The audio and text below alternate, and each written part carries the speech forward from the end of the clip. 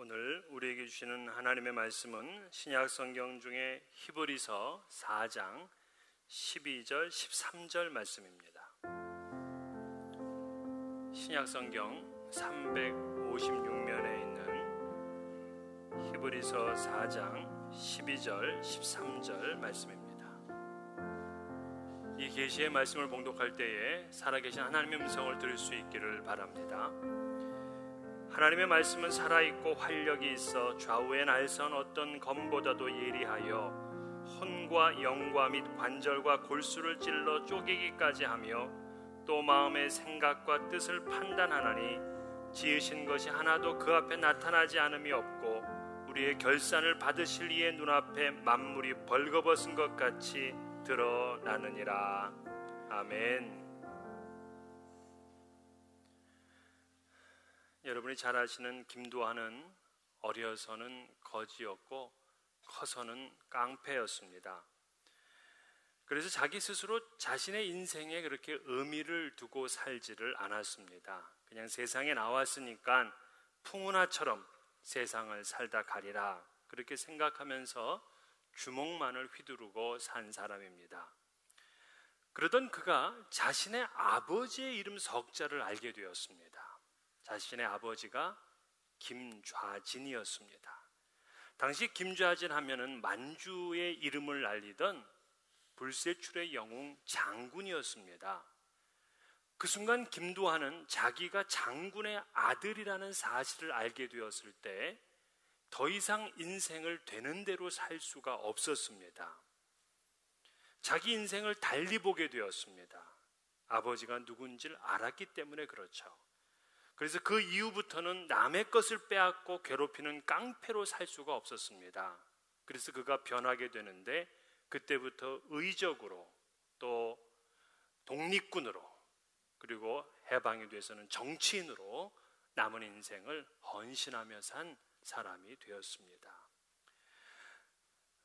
자식이 아버지가 누군지를 인식하는 것은 그 자녀의 인생에 대단히 중요합니다. 아버지가 누구인가 하는 것이 자녀에게 영향력을 미치기 때문에 그렇습니다. 마찬가지로 하나님의 자녀된 우리들은 하나님이 누구인지 그분의 성품이 무엇인지를 제대로 알기만 하면 그의 인생은 달라질 수밖에 없는 것이죠. 그래서 하나님을 제대로 알게 되면 신앙의 새로운 지평이 열리게 되는 것이고 삶의 새로운 가치를 찾게 되는 것입니다. 그래서 저는 오늘부터 본격적으로 이제 하나님의 속성에 대한 말씀을 드리려고 합니다. 하나님의 속성을 또 하나님의 성품 이렇게 말할 수도 있겠죠. 오랫동안 신앙생활을 해온 분들이라면 하나님의 속성 좀 이런 거에 대해서 진부하게 생각할지 모르겠습니다. 그러나 하나님을 제대로 알게 됐던 사람들은 그의 삶에 놀라울 정도의 인내력을 가지고 살았습니다. 또 가장 어려운 가운데서도 소망을 잃어버리질 않았습니다. 비참한 가난과 아픔 가운데서도 미래에 대한 도전의식을 가지고 살았습니다. 그래서 철학자며 신학자인 이 스프라울은 이 시대의 가장 중요한 영적인 필요성은 하나님의 진정한 실체를 찾는 것이다 그렇게 말했습니다. 그리고는 계속해서 만일 신자들이 진정으로 하나님의 인격과 인품 그리고 성품을 이해했다면 그들의 삶에 일대 혁명이 일어났을 것이다 그렇게 주장했습니다. 저도 그의 말에 동의합니다. 왜 우리 삶에 변화가 없을까요? 왜 우리의 행동에 혁명적인 그러한 역사가 나타나지를 않고 있을까요? 그것은 바로 그만큼 우리가 하나님의 속성에 대한 이해가 안 되어 있기 때문에 그렇습니다.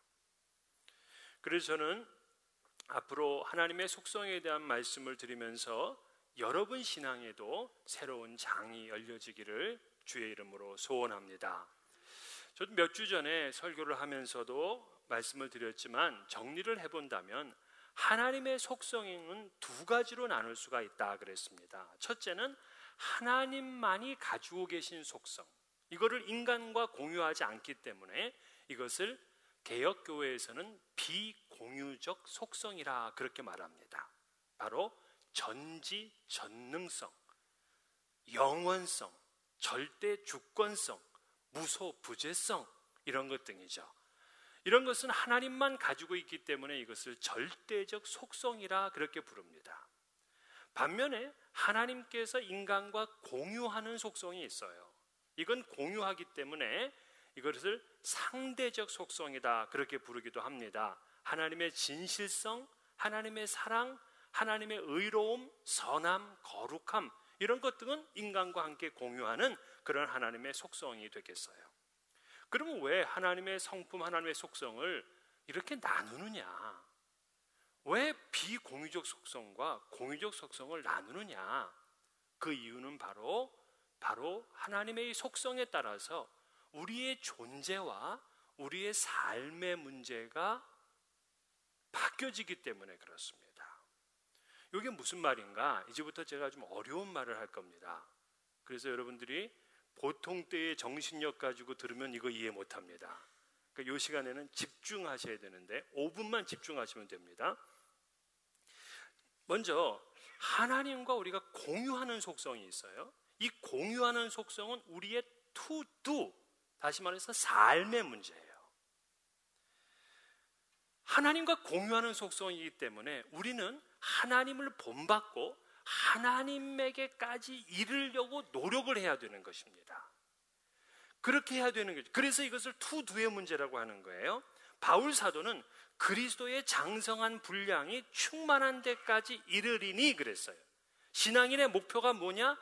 그리스도의 장성한 분량이 충만한 데까지, 다시 말해서 그리스도 수준에까지 이르는 것이 신앙인의 목표라는 거예요.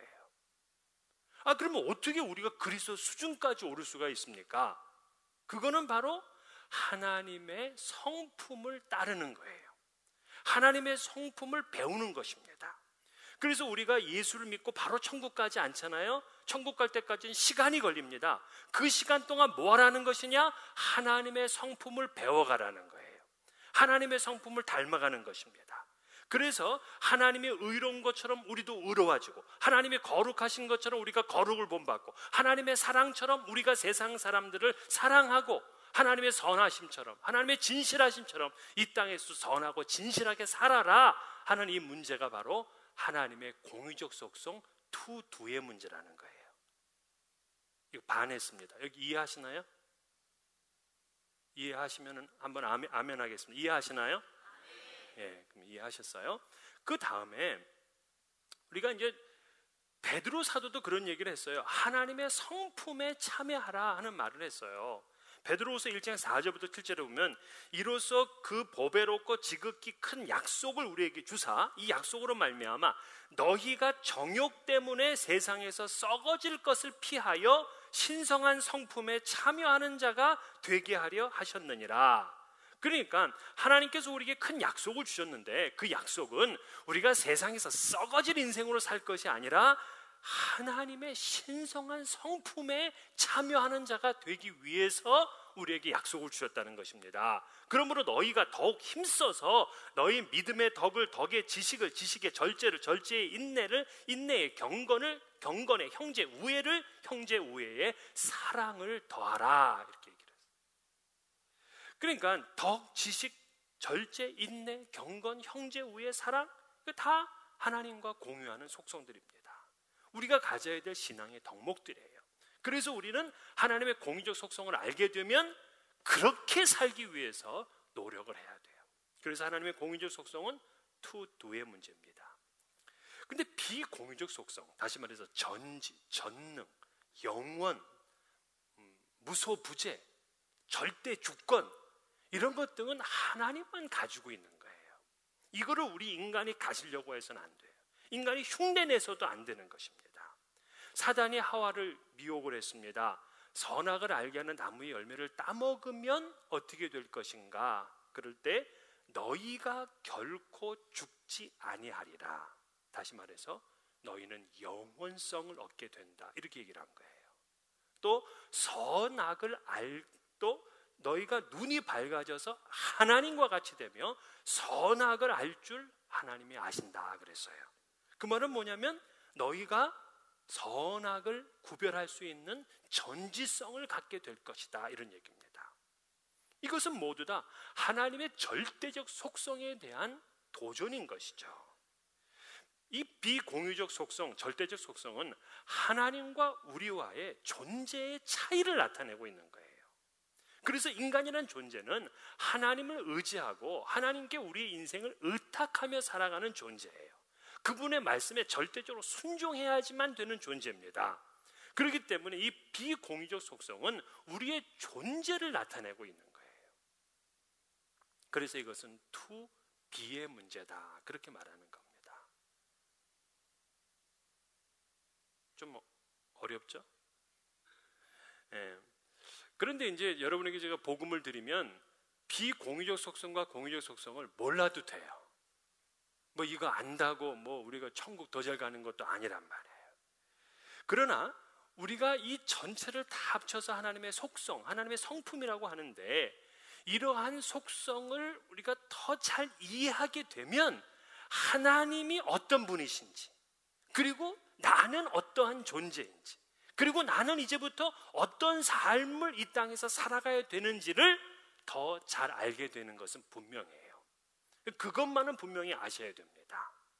자, 그래서 이제 오늘부터 이제 본격적으로 하나님의 속성에 대한 말씀을 드리는데, 먼저 하나님의 전지성에 대한 말씀을 드리려고 해요. 현대 과학 문명의 발달은 사실 굉장히 놀랍습니다. 여러분, 이 지구 밖에 우주에 인공위성이 있어요. 그 인공위성에서 망원경으로다가 공원의 벤치에 앉아있는 사람을 봅니다. 이 사람이 남자인지 여자인지 알까요, 모를까요? 인공위성에서 알아요. 너무 쉬워요. 심지어 그 벤치에서 신문을 읽고 있는 그 신문도 인공위성에서 읽을 수 있습니다. 그게 지금의 과학이에요. 또 집 안에 있는 사람을 적외선 카메라로 쫙 보게 되면 이 사람이 뭘 하고 있는지를 본다고요. 집 안에 있는데도. 그렇습니다. 인공위성의 망원경이나 적외선 그런 망원경이 사람들을 그렇게 본다고 하지만 전 세계 인구 전체를 볼 수 있는 건 아니에요. 심지어 그 사람의 마음은 몰라요. 그 사람이 어제 했던 행동은 모른다고요. 그러나 하나님께서는 온 인류의 행동뿐만이 아니라 과거와 현재, 미래까지, 그리고 심지어 마음속의 생각까지도 다 아시고 계신 거예요. 그러면 어떤 분은 지금 이론적으로는 뭐 이해가 되지만 그게 납득이 안 된다는 분이 있어요. 어떻게 이 세상 인구가 70억인데 70억 사람들의 말과 행동과 생각을 어떻게 그분 하나님이 다 아실까? 심지어 어떤 분은 자기는 기도 안 한대요. 그래서 왜 안 하느냐 그러면 뭘 자기까지 해서 하나님을 힘들게 하냐고. 그래서 마치 하나님을 봐주시는 분이 계시더라고요. 근데 이건 몰라도 너무 모르는 사람입니다. 하나님은 온 우주를 다스리시는 분이시라고요. 48년 전에 인류가 최초로 달에 착륙을 했습니다. 벌써 그게 48년이나 지났어요. 20년 전에 그 목성의 갈릴레오호를 보내서 그 탐사를 했습니다. 그러더니만 18년 전에는 이 패스파인더호가 화성에 착륙을 했어요. 착륙을. 그래서 이것이 세계를 놀라게 했습니다. 물론 10년 전, 20년 전에 이미 보냈던 탐사선들이 명왕성, 천왕성까지도 이미 탐사를 마쳤습니다. 그러나 여러분, 아무리 인류가 그런 굉장한 업적을 쌓는다고 하더라도 그 별 몇 개 안 했어요. 이 우주의 별이 몇 개인 줄 아십니까?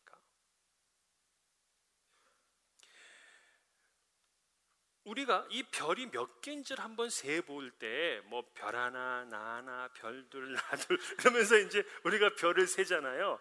그러면 몇 개까지 세느냐? 어떤 개그맨은 그러더라고요. 하늘의 별이 200개래.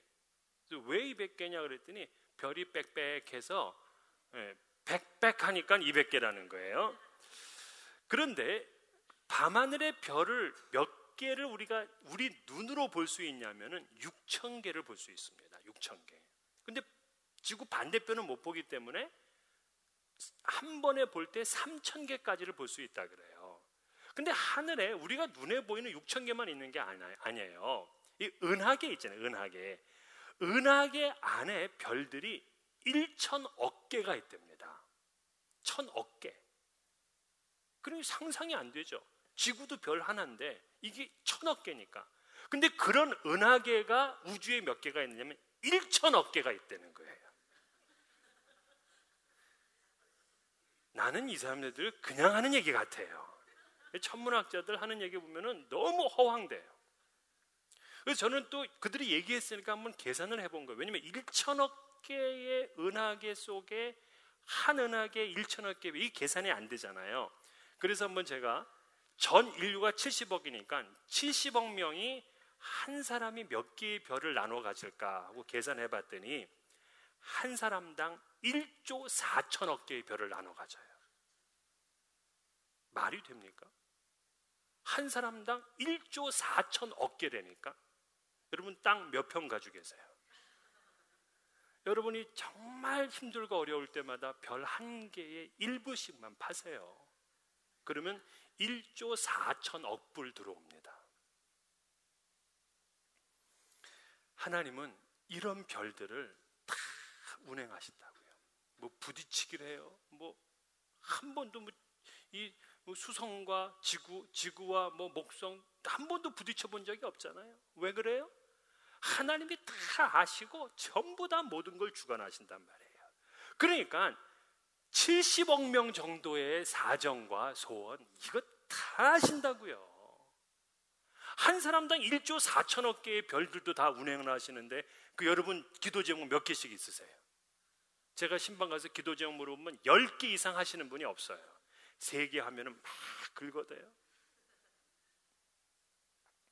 하나님은 여러분이 과거에 뭘 하셨는지, 지금 무슨 일을 하는지, 무슨 계획을 가지고 있는지도 다 아신다고요. 과거 소련이 이 미국의 전투기 때문에 아주 곤혹을 치렀던 전투기가 바로 스텔스기입니다. 이 스텔스기 레이더망에 걸리질 않아요. 낮게 움직이기 때문에. 그렇기 때문에 그 적지에 들어가서 적의 동태를 살피고 싹 오기 때문에 참 적군으로서는 아주 힘든 것이 스텔스기였습니다. 지난 미국과 이라크의 전쟁에서도 스텔스기가 상당히 그 성능을 잘 발휘했죠. 이름을 날렸습니다. 그러나 하나님의 레이더에는 잡히지 않는 게 없다고요. 하나님은 공중에 나는 새 한 마리의 비행 곡선을 아신다고요. 여러분 참새 한번 가만히 보세요. 이 참새가 움직이는 게 방향을 여러분 아시겠습니까? 도저히 모르겠어요. 이 참새의 움직이는 방향을 우리가 그림을 못 그린다고요. 하도 왔다 갔다 해가지고 말이지. 그러나 우리 하나님은 아셔요. 하나님은 새벽에 이슬이 얼마만큼 내리는지, 이 토네이도가 어떤 방향으로 갈지, 이 아이가 어떻게 자랄지 다 아신다고요. 다 아셔요. 그래서 오늘 본문 히브리서 4장 13절에서는 만물이 벌거벗은 것 같이 드러나느니라 그랬어요. 하나님 앞에서는 아무것도 감출 것이 없어요. 하나님은 우리의 과거, 현재, 미래를 다 아시는 분이십니다. 그러면 오늘 특별히 하나님은 우리의 무엇을 아실까 하는 것을 저는 한 4가지로만 말씀드리려고 그래요. 첫째는 하나님은 우리의 선행, 우리의 헌신을 아십니다. 그러니까 하나님은 우리의 선행과 헌신을 다 아시고 계셔요. 마태복음 6장 4절에 보면 내 구제함을 은밀하게 하라, 은밀한 중에 보시는 너의 아버지께서 갚으시리라 그랬어요. 하나님은 우리가 은밀하게 행했던 그 선행, 그 헌신도 하나님이 다 알고 계시고 그에게 그만한 상급을 주신다, 그만한 보상을 하신다, 그렇게 말씀했어요. 사실 우리는 남에게 선행을 할 때 남들이 모를까 봐 막 좀 조급하잖아요. 그래서 막 사진 찍어서 전시하잖아요. 그러나 하나님은 우리의 은밀한 선행과 헌신을 다 알고 계시는 거예요. 제가 초등학교를 다닐 때 그 학교는 이 복도가 마루였어요.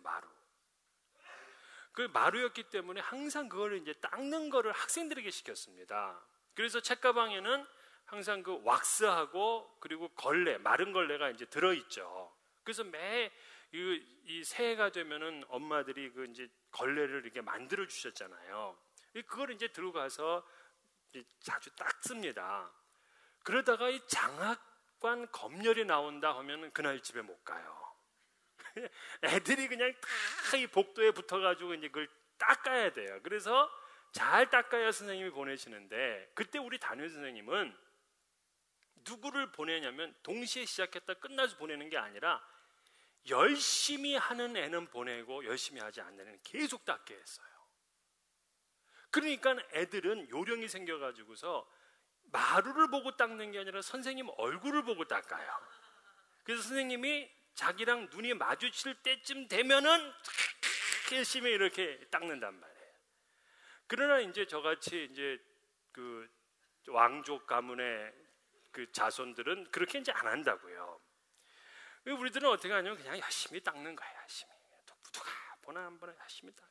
그럼 선생님은 저놈은 참 열심히 하는구나 하고 나를 보내야 되는데 안 보낸다고요. 자기랑 눈이 마주쳤을 때 열심히 하는 애를 보내는 거예요.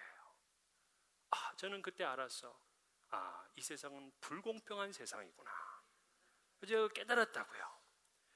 그런데 또 감사했던 거는 그 선생님이 또 한 가지 특혜가 있는데 뭐냐면 얼굴에 땀이 나는 애는 보내는 거예요. 그러면 저는 체질적으로 땀이 잘 났어요, 어릴 때. 그래서 조금만 움직여도 땀이 나가지고 선생님한테 땀난 얼굴을 가져가면 넌 들어가라, 집으로 가라 이제 얘기를 했다고요. 이때 또 제가 깨달은 게 하나님의 은혜가 어떤 건지도 깨달았단 말이에요. 그러나 땀도 안 나고 그러는 애들은 끝까지 남아서 선생님과 같이 퇴근하는 그런 일들이 있었어요. 우리 선생님은 그만큼 실수가 많았던 분입니다. 누가 진짜로 열심히 하고 누가 이걸 대충 하고 이걸 모르셔요. 그러나 우리 하나님은 다 아신다고요. 우리가 힘들고 어려운 가운데서도 하나님께 헌금을 하잖아요. 하나님이 아세요. 이 사람이 남에게 보이려고 하는 건지, 이 염치 때문에 하는 건지, 진심으로 하는 건지, 우리가 봉사하고 우리가 선행을 하고 우리가 헌신하고 하는 것을 우리 하나님은 너무나 잘 알고 계신 거예요. 그래서 그런 사람들을 위해서 하나님께서는 상급을 준비하신다고요. 역대하 15장 7절에 그런즉 너희는 강하게 하라, 너희의 손이 약하지 않게 하라, 너희 행위에는 상급이 있음이라 그랬어요. 이 말씀은 아사랴라는 선지자가 아사 왕에게 준 말이었습니다. 그 당시 아사는 이 개혁을 해야 되는데 너무나 두려웠단 말이에요. 그러니까 성령께서 그 아사랴에게 임하고, 그리고 아사랴가 왕에게 가서 너희 손이 약하지 않게 해라, 너희 행위에는 상급이 있다 이렇게 말해주면서 아사 왕이 하나님의 그 개혁의 일을 갖다가 끝까지 밀고 나갑니다. 그랬을 때 그는 일평생 그 마음이 하나님께 온전했다 그렇게 기록해요. 그러면서 이때부터 전쟁이 없었다 하고 성경은 상급을 얘기를 하고 있습니다. 그렇습니다. 전지하신 하나님을 알면 은밀한 구제를 하게 되고 선행을 해도 피곤치 않는 것이죠. 하나님께서는 우리의 진실을 아시고 우리에게 상급을 주실 것이기 때문에 그렇습니다. 두 번째는 하나님은 우리 마음의 소원을 아셔요. 그래서 마태복음 6장 8절에 보면 그러므로 그들을 본받지 말라, 구하기 전에 너희에게 있어야 할 것을 하나님 너희 아버지께서 아시느니라 그랬어요. 즉 하나님께서는 우리가 기도하기 전인데도 우리 마음의 소원을 이미 알고 계셔요. 그러면 하나님이 우리 마음의 소원을 알고 계시니까 기도하란 말이에요, 기도하지 말란 말이에요? 우리 생각할 때 하나님이 이미 우리가 기도 제목을 다 알고 계시면은 그 못하러 기도하나라고 하지만, 이 말씀을 하신 다음에 주님께서는 주기도문을 가르쳐 주셨다고요. 그만큼 우리의 마음의 소원을 하나님께서는 우리의 기도로 듣기를 원하시고 계신 거예요. 그래서 마태복음 7장 7절에 구하라 그리하면 너희에게 주실 것이요, 찾으라 그리하면 찾아낼 것이요, 문을 두드리라 그리하면 너희에게 열릴 것이니 그랬어요. 즉 마음의 소원을 가지고만 있는 것이 아니라 그 마음의 소원을 너희의 입으로, 너희의 마음으로 하나님 앞에 기도하라는 것입니다. 이때 하나님께서 응답해 주시는 거예요. 여러분, 하나님께서는 우리 마음의 소원을 아시기 때문에 그냥 하나님께서 우리의 그 마음의 소원을 갖다가 응답해 주시면 어떤 일이 발생되느냐면 이것이 하나님께서 해주신 건지 아닌지를 모르게 돼요. 그렇잖아요. 내가 기도해서 얻은 거는 하나님이 나에게 주신 것이구나 하는 걸 알게 되지만 저절로 일어나는 거는 하나님이 내게 해주신 것이구나 하는 생각이 점점 없어진다고요. 그래서 성경에 보면은 이 사무엘의 어머니 한나, 이 한나는 브닌나라는 자기 이제 남편의 두 번째 부인이잖아요.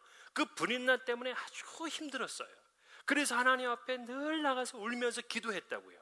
그녀가 기도할 때 하나님께서 그에게 사무엘을 주셨어요. 그랬더니 한나는 사무엘을 하나님이 주신 아들로 분명하게 믿었습니다. 기도했기 때문에. 그러나 브닌나는 자식을 여럿 낳습니다. 이미 자식을 여럿 낳았지만 그는 그냥 자기가 건강해서 낳은 자식이라고 생각하는 거지 이것을 하나님이 주신 자식이라고 생각하지 않았던 거예요. 그래서 그들의 이름을 우리는 몰라요. 그만큼 하나님께서 우리의 소원을 아시지만 그 소원을 기도로 받으시기를 원하고 계신 것이죠. 그 기도에 기적이 일어나는 것이고 또한 기적이 일어날 때 하나님께서 응답해 주셨음을 우리가 믿고 아는 것입니다. 하나님은 우리 마음의 소원을 아시는 분이시다 하는 거예요. 세 번째는 하나님은 우리의 아픔을 아십니다. 사실 우리가 살아가면서 내가 갖는 아픔은 내가 제일 큰 거로 생각을 하죠. 그리고 이러한 아픔과 고통은 그 누구도 모를 거다라고 그렇게 생각을 하지만 아닙니다. 하나님은 다 알고 계세요. 제가 부목사로 교회를 섬길 때에 한 여집사님이 저에게 여러 번 상담을 했습니다. 그 여집사님은 그런 얘기를 했어요. 자기는 인생 전체가 기쁨도 없고 행복도 없다 이런 얘기를 하셨어요. 제가 참 마음이 아팠습니다. 지금까지 살면서 한 번도 기쁘고 행복한 적이 없대요, 집사님이. 그래서 왜 그러십니까? 그랬더니 이 남편이 평생 살면서 이 여자가 있대요. 그리고 애를 낳고는 애를 데리고 집으로 온다는 거예요. 그래서 그 애를 자기가 지금까지 키우고 있는 겁니다. 그리고 지금 나이가 60이 넘었는데도 다방 마담을 만난다네요. 그러니까 무슨 이 살 맛이 나겠습니까? 그래서 자기가 남편한테 우리 이혼하자 하고 얘기를 하면은 남편이 다 벗고 팬티만 입고 나가라 그런대요. 그래서 아니 어떻게 그럴 수 있느냐고, 내가 지금까지 피아노 레슨하면서 이렇게 집안의 가정을 내가 도왔는데 어떻게 그런 말을 하느냐고 그러면은 막 그냥 욕을 하고 손찌검을 하고 칼을 가지고 와서 위협을 하고 막 그러니까 이제는 그렇게도 못하겠다는 거예요. 그러면서 저보러 묻는 겁니다. 어떻게 해야 되겠냐고. 지금 대답해 줄 말이 없더라고요. 근데 문제는 그 남편도 우리 교회 집사님이었어요. 그러니까 저는 그 집사님이 그냥 교회 오면 볼 때마다 그냥 때려주고 싶은 마음밖에 없는 거야. 그러면서 그 집사님이 저에게 묻더라고요. 저보다 더 불행한 사람이 있을까요? 이렇게 물어요. 사실 그 여집사님 같았으면 여러분 살겠습니까? 못 살죠. 하지만 분명한 것은 무엇이냐면 하나님께서는 그 집사님의 아픔도 분명히 알고 계신다는 사실이에요. 그래서 주님께서 사마리아 여인을 만나셨을 때 그 여인의 심령 깊숙이 있는 상처와 아픔을 아셨어요. 막달라 마리아, 귀신 들리고 그리고 창녀였던 이 여인의 고통을 아셨다고요. 삭개오의 그 소외된 영혼도 간파하고 계셨습니다. 귀신 들린 딸의 어머니의 마음, 죽은 딸로 인해 슬퍼하는 회당장 야이로의 마음, 그리고 38년 동안도 꼼짝 못해서 병상에 누워 있어야 되는 그 환자의 아픔과 고통도 우리 예수님께서는 다 알고 계셨다는 사실입니다. 역대하 16장 9절에 보면 여호와의 눈은 온 땅을 두루 감찰하사 전심으로 자기에게 향하는 자들을 위하여 능력을 베푸시나니 그랬어요. 여호와의 눈이 온 땅을 두루 감찰하고 계신다는 거예요. 여러분, 에스겔 선지자는 이 유다의 멸망을 봤습니다. 그리고 바벨론의 포로로 잡혀간 사람입니다. 바벨론의 포로로 잡혀간 이스라엘 백성들은 엄청난 큰 상실감을 가졌고 고통 속에 있었어요.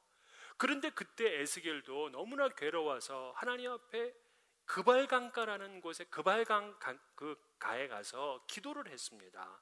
기도를 했을 때 하나님의 환상을 보게 되었어요. 하나님의 환상, 북방에서부터 폭풍과 큰 구름이 몰려오는데 그 속에 하나님의 환상이 보여지는 거예요. 그래서 그 환상이 어떻다를 써놨어요. 그 속에서 불이 번쩍번쩍하여 빛이 사면에 비추고 그 속에 내 생물의 형상이 나타나는데 내 얼굴과 내 날개가 있고 그 다리는 곱고 발바닥은 송아지 발바닥 같고 구리같이 빛나고 그 생물에는 4개의 바퀴가 있어서 번개처럼 빠르게 움직였다, 그렇게 썼어요. 그리고 에스겔 1장 18절에 보면 그 둘레는 높고 무서우며 그 네 둘레로 돌아가면서 눈이 가득하며 그랬어요. 자, 이게 무슨 말이냐? 네 둘레로 돌아가면서 눈이 가득했다는 거예요. 눈이 가득해. 이게 에스겔이 본 특이한 하나님의 형상이었습니다. 눈이 가득했다는 거예요. 지금 유다 백성들은 바벨론의 포로로 잡혀와서 이 고통을 하나님께서는 외면하고 계시는구나 생각을 했습니다. 하나님이 모른 척 하시는구나, 그래서 우리가 이렇게 고통을 당하는 것이지 생각을 했는데 에스겔은 천만에요. 하나님께서는 눈이 둘레에 가득하여서 우리의 그 아픔과 고통을 다 알고 계셨던 것입니다. 그래서 에스겔은 용기를 가질 수 있었어요. 우리 하나님께서 우리의 아픔을 아시는구나. 하나님께서 이스라엘 백성들을 출애굽시키실 때에도 그들의 아픔과 괴로움을 아셨기 때문에 구원하셨습니다. 우리 민족의 또 개인의 아픔과 가정의 슬픔과 고통을 우리 하나님께서는 다 아시고 계신 분이십니다. 그래서 하나님의 별명이 뭐냐면 고아와 과부의 하나님이셨어요. 끝으로 4번째, 하나님은 우리의 죄를 아십니다. 사실 하나님이 다 아신다 그러면 기분이 좀 안 좋은 사람들이 있어요. 특별히 완전 범죄를 꿈꾸는 사람들은 더 그럴 것입니다. 선진국으로 갈수록 범인 검거율은 더 높지만 그렇다고 100% 다 잡아내는 건 아니잖아요. 그러나 하나님께서는 우리의 죄를 다 알고 계시다는 사실에 우리가 알고 지었던 모르고 지었던 다 아십니다. 심지어 나랑 같이 사는 내 아내도 내 부모님도 내 자식도 내 친구도 모르는 죄를 우리 하나님은 다 알고 계시다고요. 시편 139편 1절에서 4절, 여호와여 주께서 나를 살펴보셨으므로 나를 아시나이다. 주께서 내가 앉고 일어섬을 아시며 멀리서도 나의 생각을 밝히 아시오며 나의 모든 길과 내가 눕는 것을 살펴보셨으므로 나의 모든 행위를 익히 아시오니 여호와여 내 혀의 말을 알지 못하시는 것이 하나도 없으시니이다. 하나님은 모든 걸 다 알고 계시다는 거예요. 다윗이 완전 범죄를 꿈꾸고 그의 침대에 밧세바를 끌어들였습니다. 사실 우리가 다윗이 이럴 거라는 것은 상상하지 못했던 일이거든요. 실제 다윗도 아무도 모르게 이 일을 하려고 했습니다. 그래서 목욕하는 밧세바를 보는 순간 이 다윗이 뭐를 했냐면 주변을 둘러봤습니다. 그랬더니 주변에 아무도 자기를 보는 사람이 없는 거예요. 그래서 이거는 완전 범죄로 갈 수 있다고 생각을 한 것입니다. 하지만 그 위에 자기를 지켜보시는 하나님을 보질 못했어요. 주변의 사람들은 안 봤지만 자기 위에 계신 하나님께서 계시다는 사실을 그는 잊었던 것입니다. 그러나 하나님을 어떻게 속일 수 있습니까? 하나님은 그의 악한 행위를 아셨기 때문에 나단 선지자를 보내서 그를 책망하시게 되고 그는 회개하게 되었어요. 하나님을 피할 수는 없습니다. 하나님 앞에 완전 범죄라는 것은 없습니다. 마음속에 생각하는 죄까지도 하나님은 다 간파하십니다. 여러분이 내밀하게 지었던 음란한 죄, 거짓말, 탐욕, 불효, 미움, 시기, 질투 다 하나님은 알고 계시다는 사실이에요.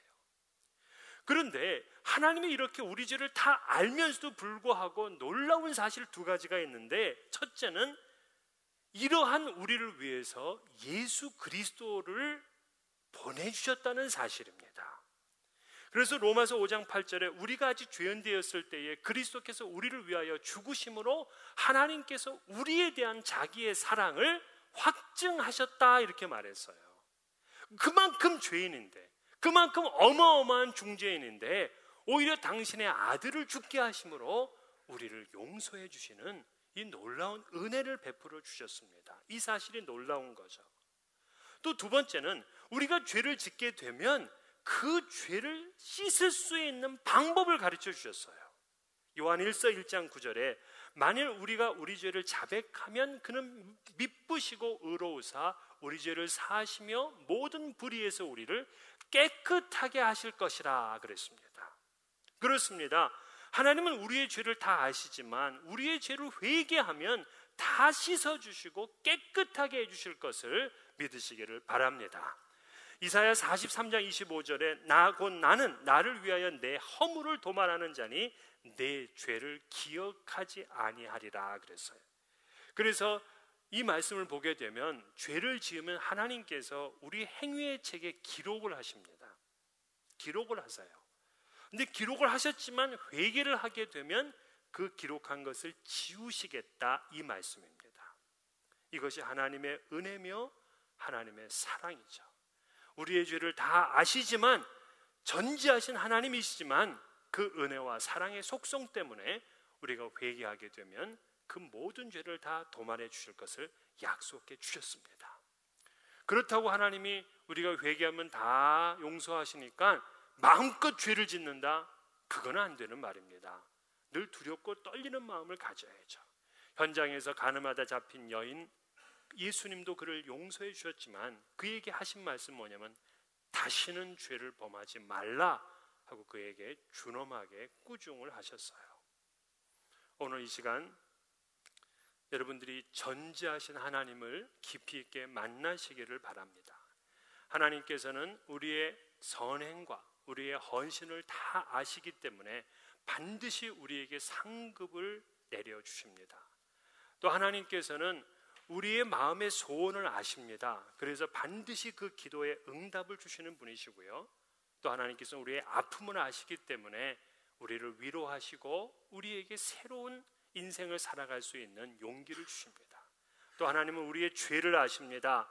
그래서 우리는 늘 깨어 있어서 이 죄에 대해 죄를 짓지 아니하도록 그렇게 거룩한 삶의 헌신을 해야 되는 것이고, 혹 죄를 지었다면 빨리 회개하는 삶을 살아야 될 것입니다.